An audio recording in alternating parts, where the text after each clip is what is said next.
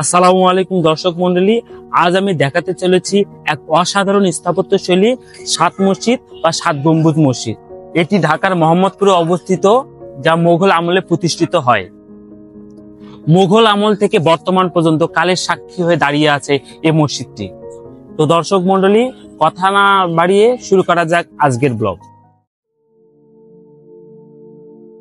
সাত মসজিদ বা সাত গম্বুজ মসজিদ ভ্রমণের পূর্বে যে স্থাপনাটি ভ্রমণ করতে হবে তা হলো বিবির মাজার। সাত গম্বুজ মসজিদের পূর্ব পাশে এরই অবিচ্ছেদ্য অংশ হয়ে রয়েছে একটি অজানা সমাধি। কথিত আছে এটি শায়েস্তা খাঁর মেয়ের সমাধি এবং এই সমাধিটি বিবির মাজার হিসেবে পরিচিত।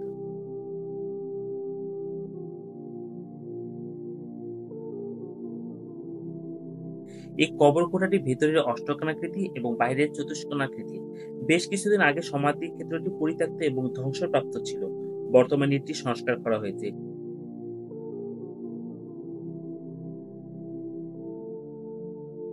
সংস্কারের পরবর্তী সময়ে কবরটিকে কোঠার বাইরে থেকে দেখা গেলেও কবর কোঠার ভিতরে প্রবেশ সম্পূর্ণরূপে নিষিদ্ধ। বর্তমানে কবর কোঠাটি সম্পূর্ণ তালাবদ্ধ অবস্থায় রয়েছে।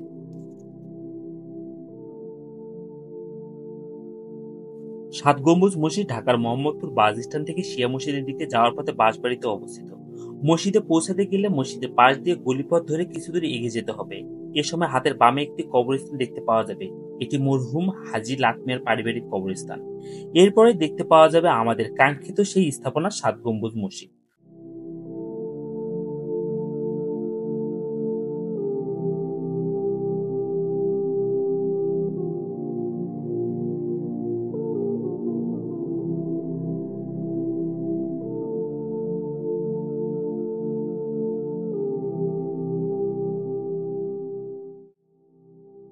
মসজিদের আঙিনায় প্রবেশের জন্য রয়েছে প্রধান ফটক। প্রধান ফটকের উত্তর পাশে অর্থাৎ হাতের ডানে রয়েছে একটি কবরস্থান। কবরস্থানটি ব্যক্তি মালিকানাধীন জমিতে অবস্থিত। প্রধান ফটক দিয়ে মসজিদের আঙিনায় প্রবেশের পরে মসজিদের মূল সৌন্দর্যটি দৃষ্টিগোচর হয়।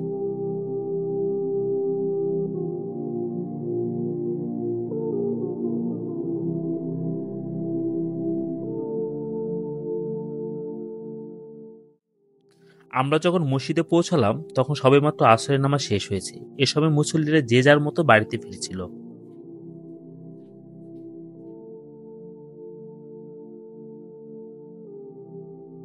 যেহেতু সালাত আদায়ের নিয়তে মসজিদে এসেছিলাম, তাই মসজিদে প্রবেশের পূর্বে ওযু সেরে নিলাম।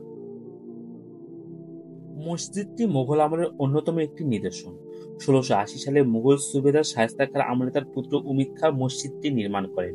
মসজিদটি পুরান ঢাকার অবস্থিত লালবাগ দুর্গ মসজিদ এবং খাজা আম্বর মসজিদের সাথে সাদৃশ্যপূর্ণ।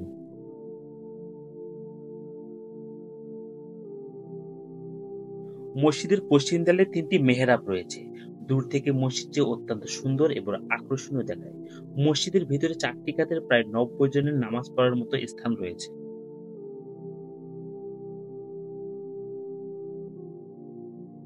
মসজিদটির আয়তাকার নামাজ কোঠার বাইরের দিকের পরিমাণ দৈর্ঘ্য ১৭.৬৮ মিটার এবং প্রস্থে ৮.২৩ মিটার। এর পূর্ব দিকের গায়ে ভাঁজ বিশিষ্ট ৩টি খিলান এটিকে বেশ আকর্ষণীয় করে তুলেছে। একসময় মসজিদের পাশ দিয়ে বয়ে যেত বুড়িগঙ্গা। মসজিদের ঘাটে ভেড়ানো হতো লঞ্চ ও নৌকা, কিন্তু বর্তমান সময়ে তা কল্পনা করাও কষ্টকর। বড় দালান কোঠায় ভরে উঠেছে মসজিদের চারপাশ। তবে মসজিদের অবশিষ্ট জৌলুস প্রতিরক্ষার জন্য প্রত্নতত্ত্ব অধিদপ্তর এটি দেখাশোনার দায়িত্ব গ্রহণ করেছে। মসজিদটির নাম সাত গম্বুজ মসজিদ রাখার পেছনে একটা কারণ আছে। মূলত মসজিদে ৩টি বিশাল গম্বুজ এবং ৪ কোণায় ৪টি অনুগম্বুজ, যার কারণে মসজিদটির নামকরণ হয় সাত গম্বুজ মসজিদ।